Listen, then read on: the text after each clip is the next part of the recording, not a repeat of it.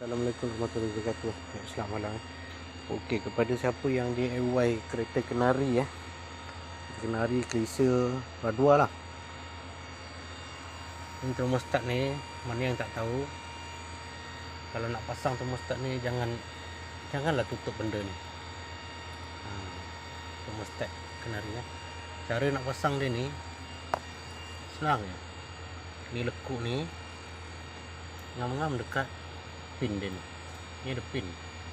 Jadi ni anda kata macam dia terbalik, tu kadang air tendang, berbuih. Dia buat macam ni je. Mudah gila. Ni termostat ni dah karat. Ni termostat asalnya. Tu rupanya. Tu. Ada satu dia pakai stopper. Straight line, dia pakai straight line. Jadi macam itulah. Itu je perkongsian saya. Nak DIY, latihan benda ni. Ngam-ngam dekat sini. Kalau dia dekat sini tu yang air nak bleeding tak boleh.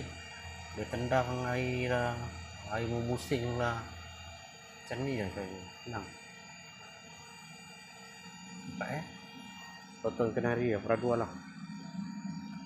Tunggukan termostat kat sini. Ini heat dia dah teruk gila ni.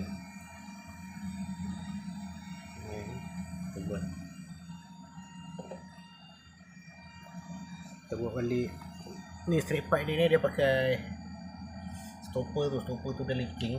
Jadi dia hentak dekat sini. Kalau macam coolant kurang sikit, janganlah fikir dia dulu. Check dulu mana yang pakai straight line tu.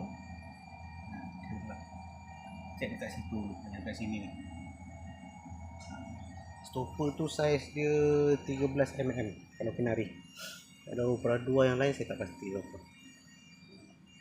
Kalau pakai 14mm dia pelonggar. Dia ada ketat macam tu.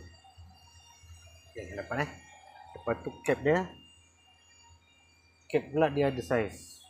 Dia bukan main sarung lah. Macam kenari dia pakai ni lah. 108. Tu dia pakai ni 1.1, ada yang 1.0, 0.1, ada yang 1.1 macam tu. Buat